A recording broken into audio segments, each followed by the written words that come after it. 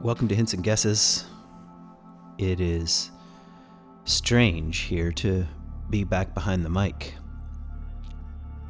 I feel like, maybe I want to even say I'm sorry, especially to my patrons who support this podcast month after month. Like, hey, where's Hints and Guesses gone? And you're gonna hear a little bit about what's going on. I want to make in a way, a much more personal podcast about kind of passage and upheaval and turning in a different direction that has been kind of slowly developing. And then followed by like a sort of breaking point. The short story is, tomorrow I'll be closing on a house back in Michigan. And I'd say after, 20 years or so and of imagination and wondering and kind of planning and hoping and dreaming about settling down a bit here in Georgia and having some imagination for that and saying yes to it. Almost a year ago, not even quite, 10 months ago, 11 months ago. And it certainly felt right at the time. It felt right enough at the time, that's what I'd say. Maybe one never knows, like, in totality. But it felt right enough, and it still feels right now. Even as we're making plans to move back, it seemed like this is exactly what needed to happen. But almost right away, it was kind of a feeling of, I don't know how permanent this is, and we don't know exactly what drew us here, and I don't know what we needed to work through.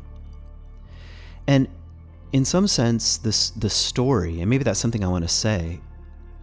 I do want to say something about the story, the story of a place, the story that we carry about anything at all.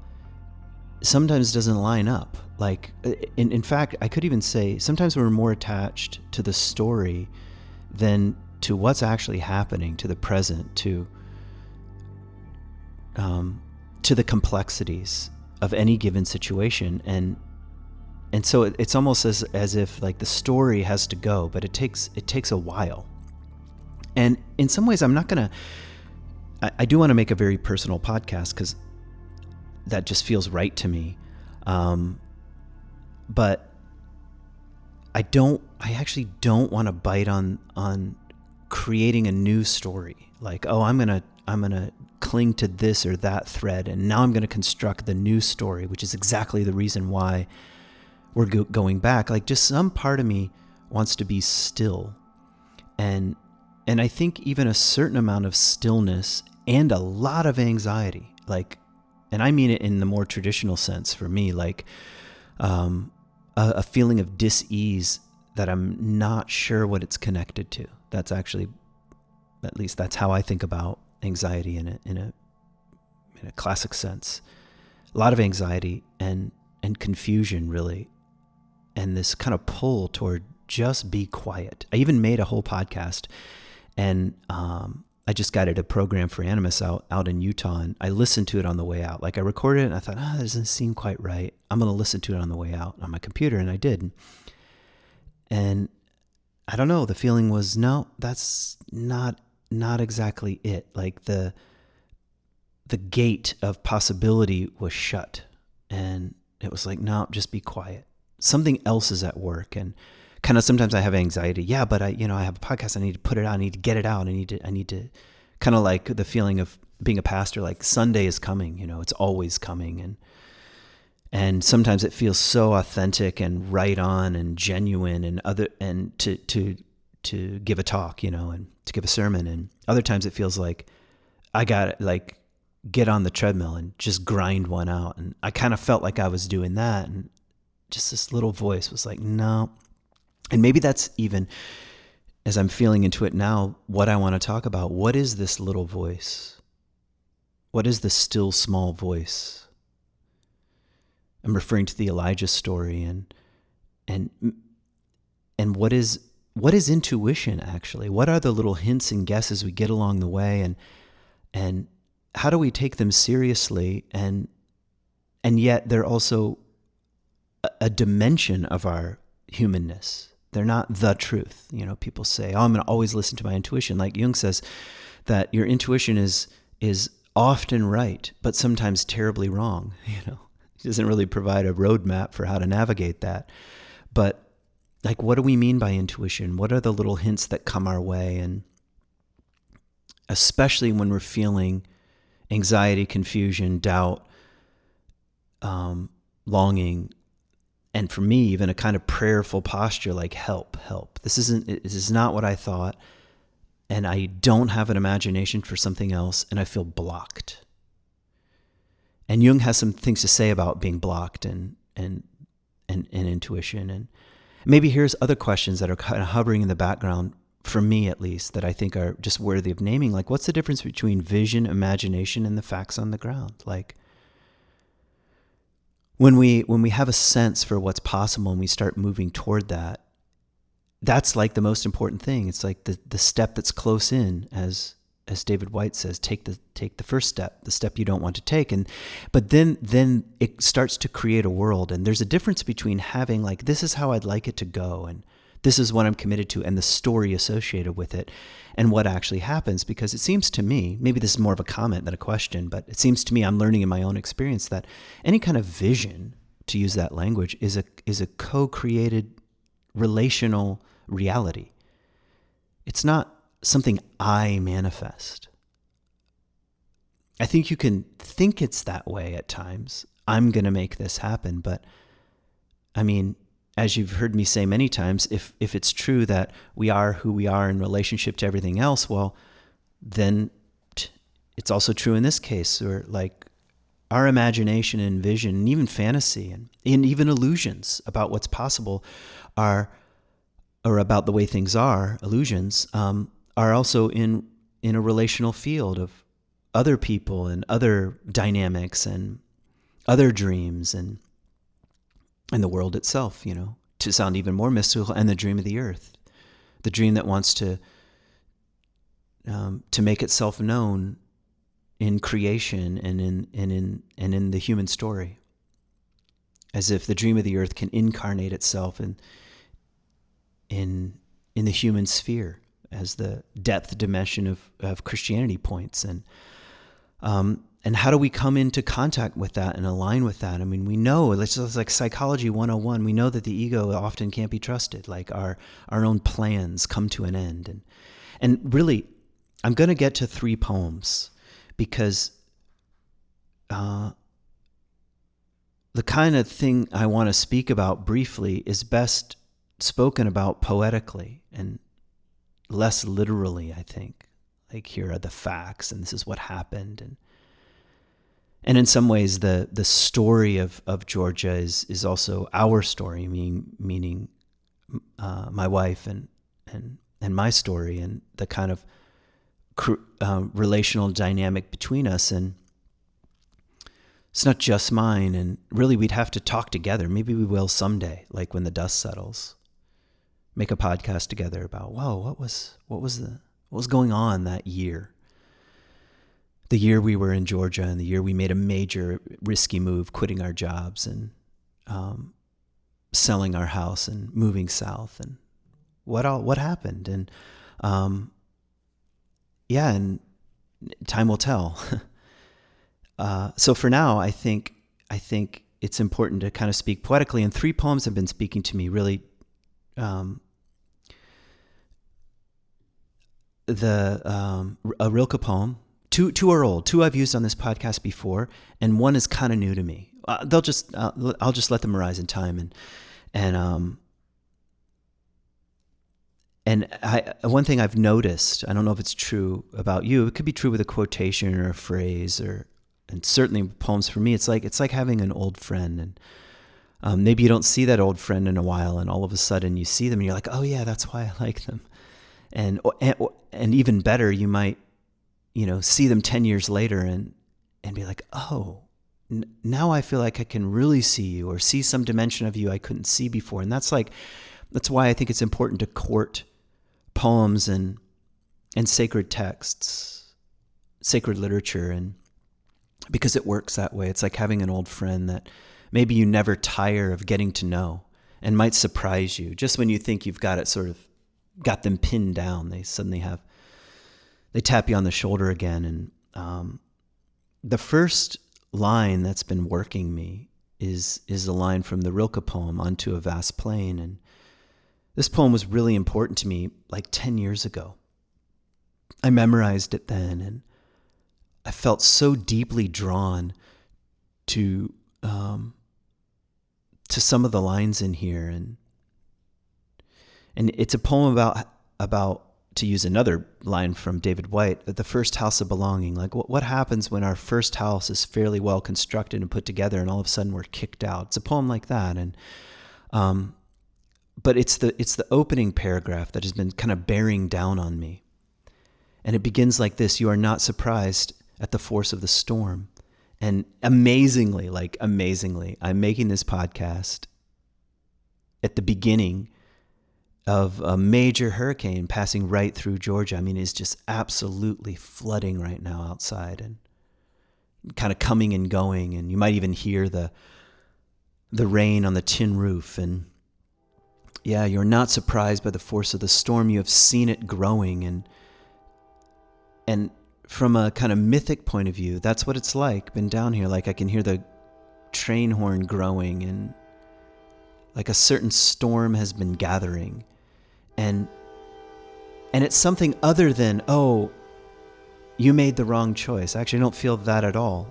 And I feel like this absolutely has to happen, and I knew it would be difficult. I just wasn't sure in what ways. And kind of on the horizon, a storm has been gathering, and I've seen it growing. And then it says, the trees flee, their flight sets the boulevard streaming, and you know that he whom they flee is the one you move toward.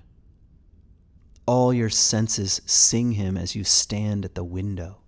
Like, what an image. It's like, instead of cowering, and I've done a fair amount of that in my life and in the last year, like you make a decision and it doesn't feel right. At least for me, I want to hide from it. Like, oh, I don't know. I don't really want to think about that. And I have kind of like a repeated pattern that's made itself known again in my life. And it's kind of like, I'm sure it will be fine. And the funny thing about kind of this attitude, I'm sure it will be fine, is that there's also a lot of truth in that. And in my experience, often it is. I'm sure it will all be fine. But there's also a heavy degree of, I don't want to look. I don't want to look at the details. I don't want to look at my own choices. I don't want to look at taking ownership or responsibility. I want to kind of avoid that. Oh, don't worry, it'll be fine. As long as I kind of like turn away slightly, it'll be fine. But the storm, at least what I want to say about it, is that like it's been calling to me, like, look even deeper. Like, all right, a certain longing was at work here, a certain longing for a way of life and a way of being in the world. And what if you went even deeper? What if there's something just below that, hovering, that you can't see and that you don't know, and that you couldn't plan or cook up even if you tried? Like, but that requires actually moving to the window, to use Rilke's line here, and you know, everything that's fleeing the storm in its most natural way, as the wind is, you know, pounding and moving the trees. It's like you feel yourself, all right, I'm gonna look here. And that's what's been working me. Like, all right, I'm actually not surprised here. And so it's time to move to the edge of the window and let it happen to me, and not turn away and avoid. Something like that. The other poem, the other lines that have been working me is also from Rilke. Big surprise, it has to do with a storm. It's a poem called The Man Watching. And, you know, it begins, just to give you the storm image, I can tell by the way the trees beat after so many dull days on my worried window panes that a storm is coming. Yeah. So now I know what he's talking about. And of course, this poem I've resonated with for a long time, but I suppose it's when you feel the presence of a kind of storm coming that it starts to really, ring like a tuning fork. And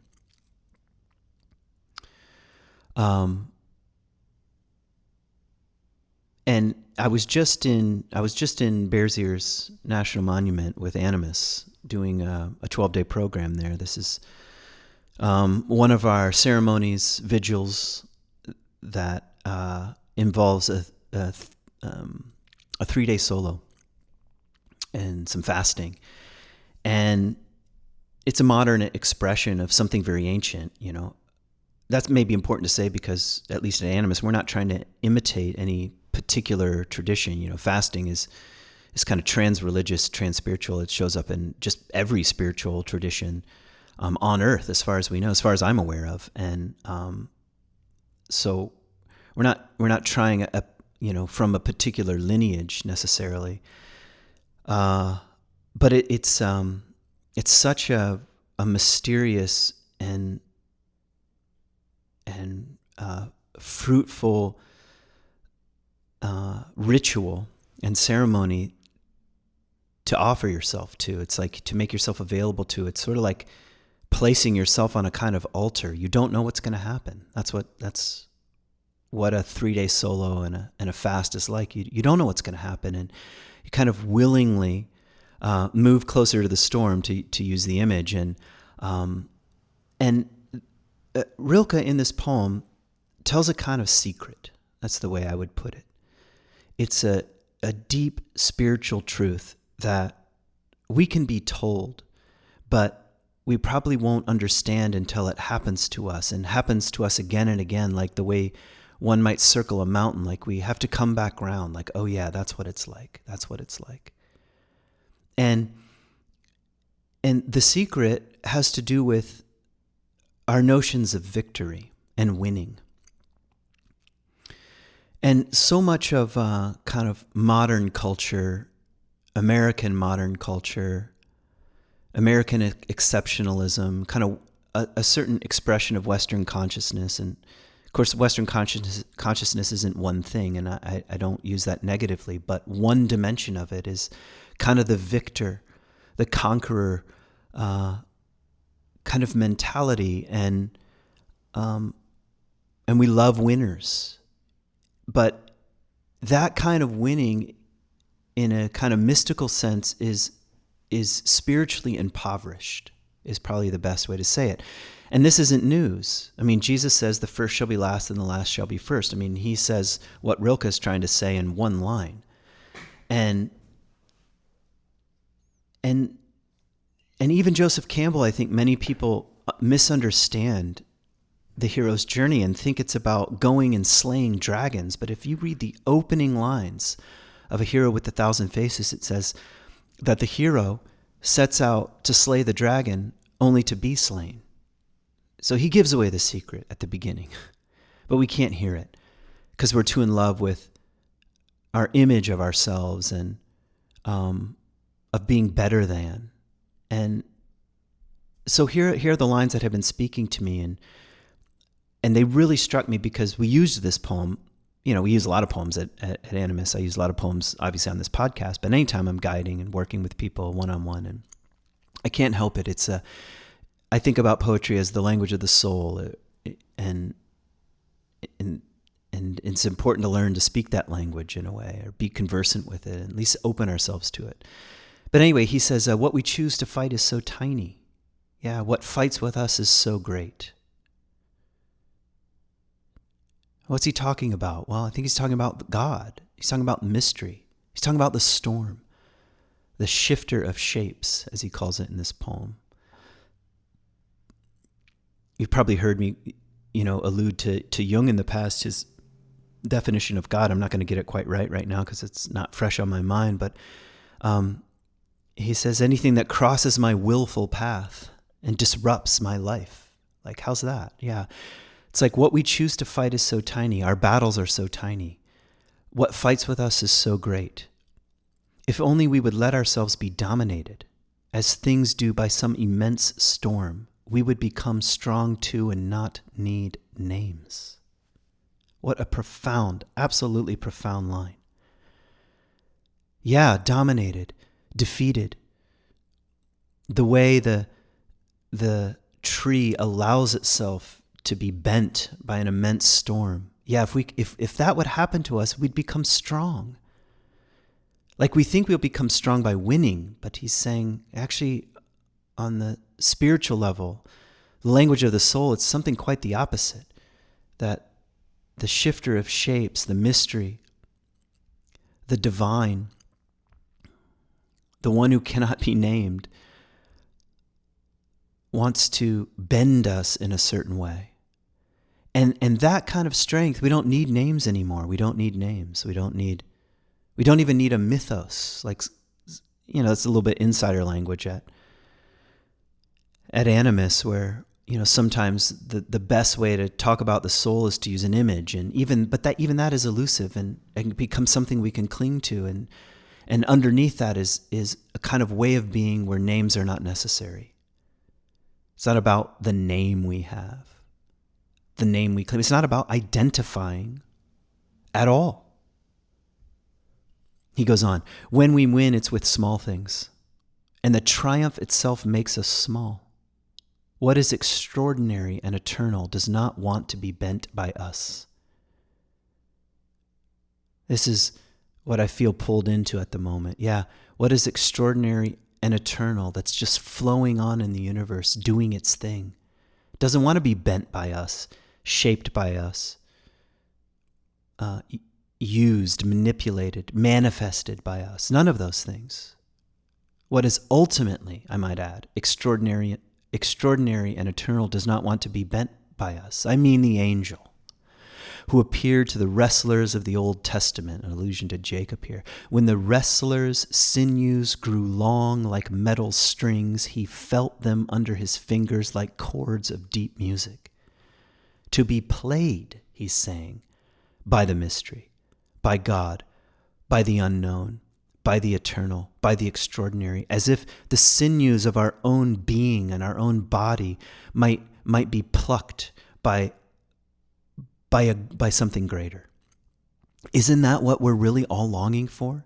Even when I think about my own the choices over the last few years, yeah, there are the choices like, all right, I want to move here or there. This is what I imagine for my life, and maybe I can make this work. And beneath that is actually something kind of mysterious. The first poem I ever memorized in the 9th grade was Invictus.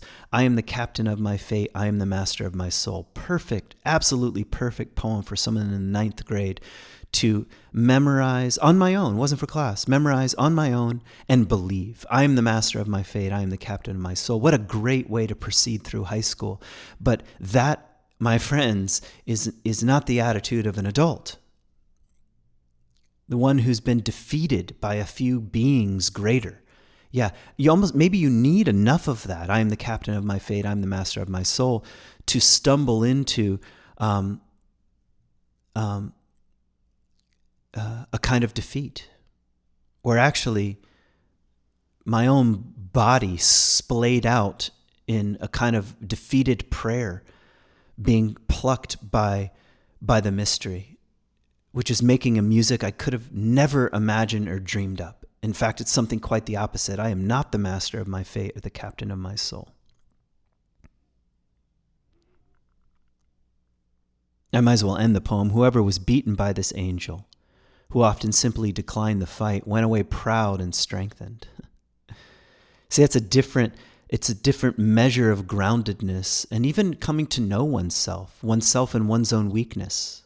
Like Paul saying, where I am weak, there I am strong. He knows. Rilke would agree, or Paul would agree with Rilke. We go away proud and strengthened. It's a different kind of strength from that great and harsh hand that kneaded him as if to change his shape, like dough, that kind of kneading, like shaping of clay, like shaping of dough. Winning does not tempt that man. This is how he grows, by being defeated decisively by constant greater beings. Maybe the simplest thing I can say right now is, I feel defeated. And strangely, there's a kind of trust that I've been gifted. I don't have. Right now, I have a certain kind of trust. It's actually feels like that whatever that stuckness was has broken open, and I am not the master of my fate or the captain of my soul, and I'm being carried along, and it's a kind of defeat. Here I am being defeated again. I thought it was good enough, like oh yeah, in midlife, I think about quitting my job at Mars Hill as the pastor, and like kind of writing about it, and bitten by a camel, and it was definitely a defeat, and as if I learned that lesson, right? That's kind of what I wanted to tell myself. Yeah, I've, like when people say, oh, I deconstructed my faith, but now it's back together again. I'm good to go. I've gone through a midlife crisis, and now I'm on the other side, or I've gone through the middle passage, to use James Hollis's phrase, and but now I'm good to go. That those couple of years or whatever, I could pick other time periods too, but that's just not the way it works. It's everything is like a spiral. Everything is like circling the mountain. Everything is like coming back round again. That's how we grow, by being defeated by ever greater beings. Like, okay, one being and then something even greater, some depth dimension I couldn't have even touched, and I feel that again. I feel like a child in the face of the slings and arrows of outrageous fortune, to quote Shakespeare, of the mystery of life and of relationship and of depth and of possibility and of vision. Teach me your ways, O God, is the cry of the psalmist. And I feel like that. Teach me your ways. I don't know what they are. But in my defeat, I'm listening. I'm trying to listen. And how did I get here? Which is kind of what I want to talk about, say some things about intuition and the still small voice. And the first thing I want to say is, I don't know. I don't know.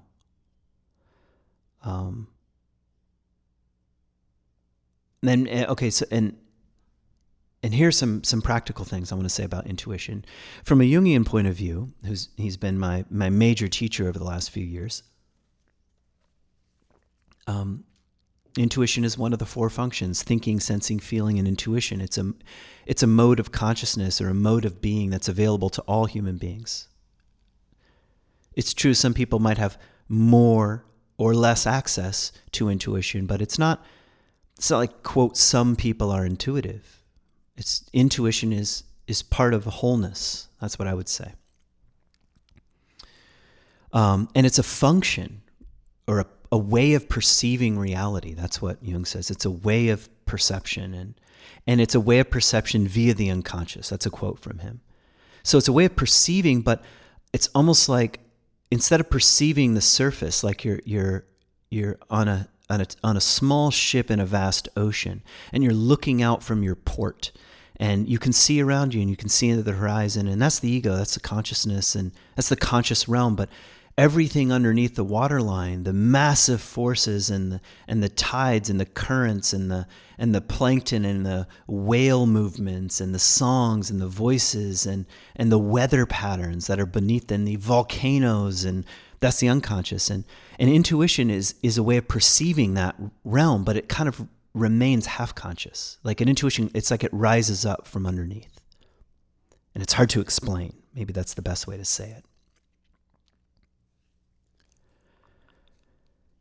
And another way he describes it is a kind of pattern recognition. So like we start to notice patterns. And maybe we half notice them. We're drawn to patterns. That's a little how the unconscious works. And here are a couple quotes that might help. And then I want to turn to the Elijah story. So here's a quote from Jung. Intuition is a perception via the unconscious that brings forth ideas, images, new possibilities, and ways out of blocked situations. Like, I have felt blocked almost at every turn for quite some time, and could literally not see a way out. And suddenly, certain images, certain possibilities just seem to arise. And not just me personally, it's sort of like in conversation in the family, like not because of trying, but because of a kind of like mode of consciousness that just seems to gift itself in, to quote my own podcast, in hints and guesses. And they're very easy to ignore. They're very subtle. Like, this isn't quite right. Or I remember one such kind of intuition, and it's very simple. It was a feeling more than an image. But when I tried to put it into words, it was something like, broaden the circle here. That's what just came up one day. Minding my own business, broaden the circle. And I had to think about it some. And actually, this is not a quote I have, but Jung does say something like, intuition is not at odds with rationality, in fact. It just doesn't operate by the same rules. And so my rational mind's like, what does that mean exactly? Like, broaden the circle. And I took that to mean something like the horizon, like look around. Being blocked is of your own making in a way, or I don't know if that's exactly fair, but maybe you're not as blocked as you think, and just look around. And actually, as soon as I started broadening my horizons, several possibilities arose, like a possible job opportunity in Colorado and some possibilities moving back to Michigan. They just all of a sudden were there. Maybe they were there all along, but I didn't have eyes to see. And that's not the same thing as a plan. That's not the planning, thinking, strategic mind. It arose one day. And here's another line from Jung. In such doubtful matters, and that's the place I've been in. I've been doubting myself, doubting my decisions, doubting my story, doubting I know what the hell I'm talking about. In such doubtful matters where you have to work as a pioneer. What a phrase. Meaning you're making your way in the unknown, which is the great journey. That's the journey of soul. It's a journey of soul initiation, to use a phrase from Bill Plotkin. It's a kind of pioneering work. If you knew the train, you'd walk it, but you don't. You have to kind of make your way. And in such doubtful matters where you have to work as a pioneer, you must be able to put some trust in your intuition and follow your feeling even at the risk of going wrong. That's how I feel right now. A little tap on the shoulder. You've had too small of a vision for your own life. And to follow a kind of intuitive feeling here and to make your way as a pioneer is actually going to involve risk. And risk of going wrong. And somehow, maybe it's because I feel a little defeated right now, I feel also simultaneously a little strength. Yeah, that's what it takes. And I'm willing. Teach me your ways, O God. Again, to quote the psalmist. I think that's the psalmist. Yeah. It's humbling. I feel humbled. And resonant with Anne Lamott right now, the three prayers you need: help, thanks, and wow. And I've got help right now, and also wow. And also some gratitude. Yeah, there they are all three. Like, once again. So, I'm just trying to describe the terrain here. And I was thinking about that story from Elijah. So here's, in brief, the story of Elijah. And his confrontation with the prophets of Baal. And this is a major theme in the prophets, and in the time period when Israel was divided between the south and the north. And there was a constant sort of tug of war between worshiping Yahweh and worshiping other gods or deities. And it makes sense because gods and deities were land-based. And the idea of a kind of universal global God was maybe just dawning in the human imagination as a possibility. And gods were localized.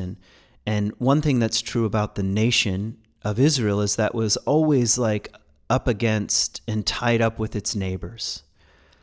Assyrians and Babylonians and Canaanites and a bunch of different people groups that are named in that were of the land of Canaan, and these are all land-based cultures, and so the question of who to worship was often a question of place. And so there was always a tug of war. And that was what was going on when Elijah was a prophet, between Baal and Asherah, as a male and female deity, a fertility cult, and Yahweh. And in some ways, Yahweh, I don't mean this in any harsh way, was also a kind of fertility cult too. All of the festivals are connected to the land and to produce and to shepherding and farming, and that great cycle and tension. And even they found inscriptions in the desert, in the Negev, that say to Yahweh and his consort. So there was a sense where masculine and feminine, it kind of probably got covered up over time, was also part of worshiping Yahweh. After all, spirit, ruach, is a feminine word in Hebrew, so it's like the feminine dimension of God was there, present all along anyway. But nevertheless, I don't want to get deep into scholarship here. There was a huge religious and political tension between Baal and Yahweh, and Elijah steps in with a competition, and he says, "Okay, let's gather all the prophets of Baal on Mount Carmel," which is a mountain I've been on many, many times, that overlooks the Jezreel Valley. On a clear day, you can see the Mediterranean one direction, and you can't quite see the Sea of Galilee, but you can see the mountains that surround it in the other direction, and beautiful, fertile valley. And in fact, the valley means fertile. It's not actually a Hebrew word, Jezreel, but it overlooks that valley, and so a competition ensues, and it's kind of funny. Like he gathers all the prophets of Baal, and he builds an altar, and the prophets of Baal call out to their gods, and he says something like, "Whoever rains down fire from heaven," and I think it's more meant by lightning, and strikes up our altar, whoever answers from heaven, that'll be the victorious God. And the prophets of Baal try for days, and meanwhile Elijah keeps dumping water on the altar that he's made by himself. He's got this kind of like, I'm going to do it by myself thing, which gets him into trouble later, by the way. It's one of his complexes. Only I can do it. No one else is like me. But anyway, that's how he's operating. And he builds the altar and dumps water on it. And he starts mocking the prophets of Baal in one line that I don't know how it's translated in English exactly, but it's something like, maybe he's away on a journey. Maybe Baal is not listening. He's too busy. But the actual allusion here is maybe he's using the bathroom. It's kind of a euphemism for maybe he's going number two. Maybe Baal is going number two, and he can't be bothered with you right now. So Elijah's like super fierce here, and bold and fiery, and if you know the story, well, eventually there is a storm. A storm gathers after 3 years of drought, and lightning strikes, and the altar is consumed in flame, and you think, okay, there it is. It settles the deal. Yahweh is more powerful than Baal, and he's the true God, and so forth.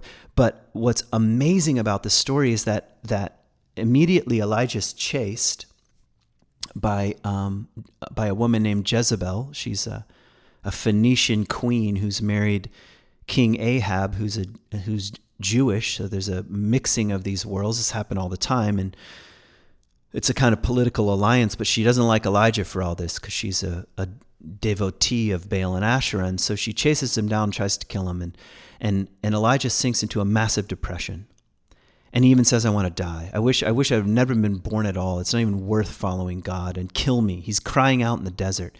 He flees all the way to the desert from the north to the Negev, and he says, "Kill me." And an angel, which means messenger in Hebrew, wakes him up and says, "Eat." And he wakes up and he eats some bread and drinks some water. He goes back to sleep again. Wakes up again, and it's very interesting, because you would think he'd be filled with strength. Like, what else do you need? Dramatic signs from heaven, but it's not enough. He's like, that can't be it. That can't be all there is. And the next thing you know, he wanders 40 days and 40 nights. This is, allusion to the flood and to the Moses story, and eventually Jesus will recapitulate this number and spend 40 days and 40 nights in the wilderness. And he goes down to Mount Horeb, as it's called in this passage, which is Sinai. And of course, like, it's sort of like saying, if you're real, Yahweh, I'm going to go to your sacred mountain and let's have a conversation. And he goes there. And in something that is poetic and profound, a whole what's the right phrase for it? Magnificent storm gathers. Here we go. A storm gathers, and he moves toward it. And amazingly, the Bible says something profound.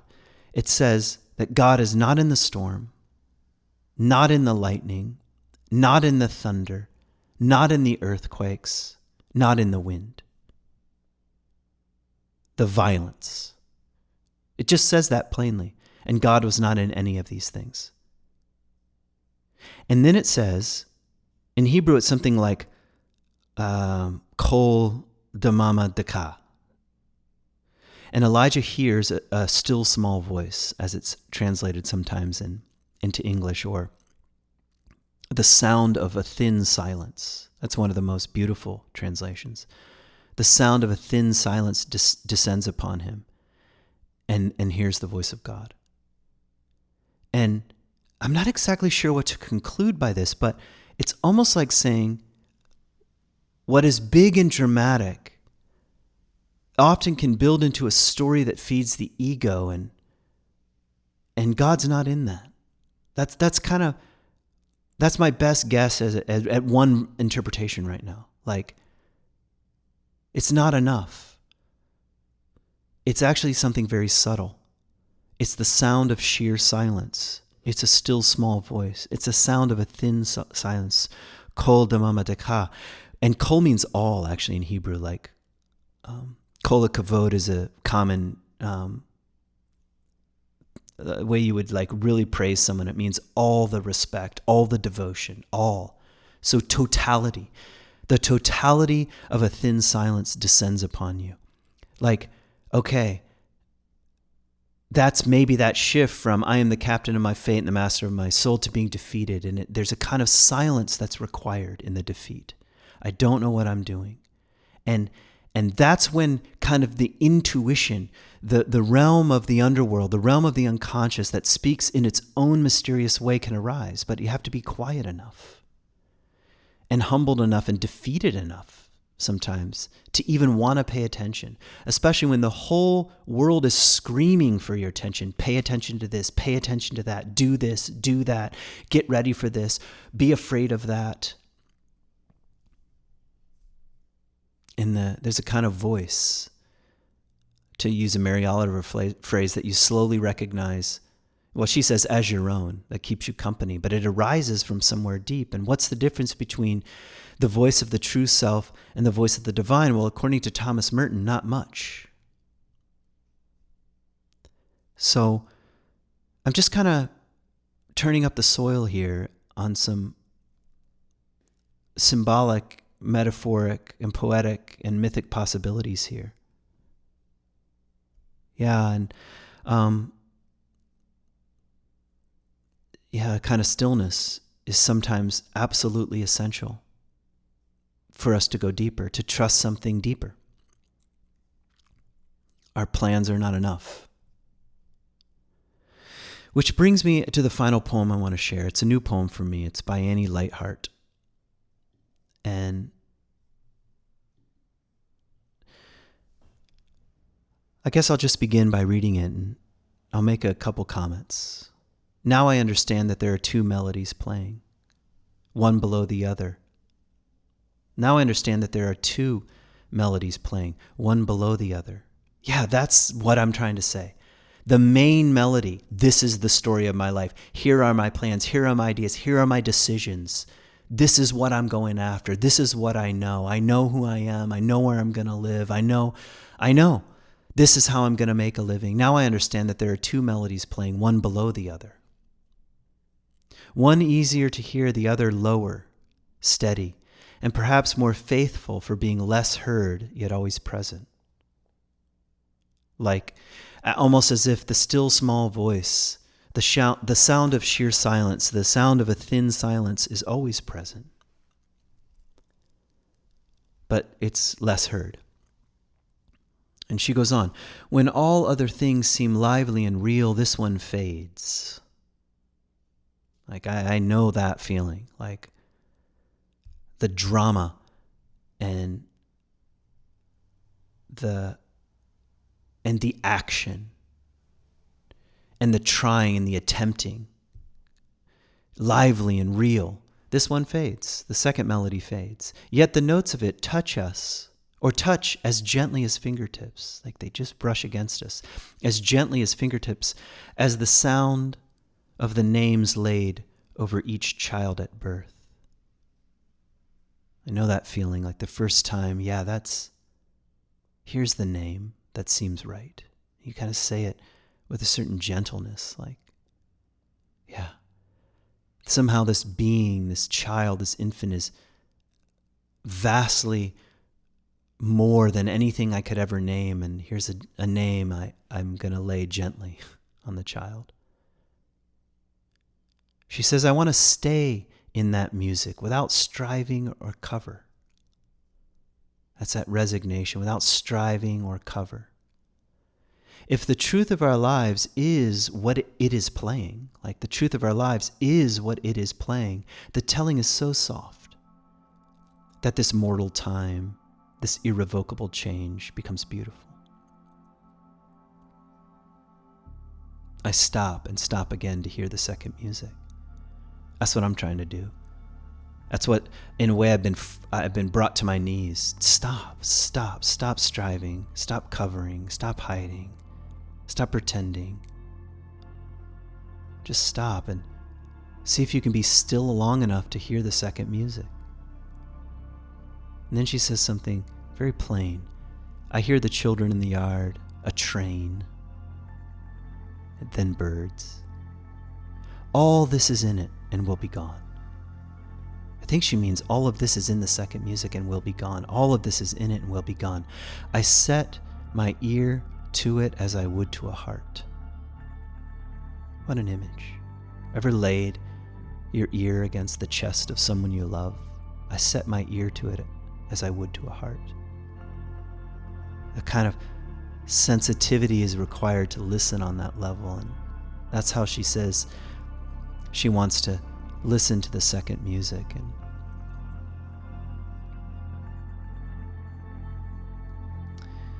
yeah, my feeling now is to thank you for listening and for being patient with me. And as I've been kind of brought to my knees again and dragged out to the desert, and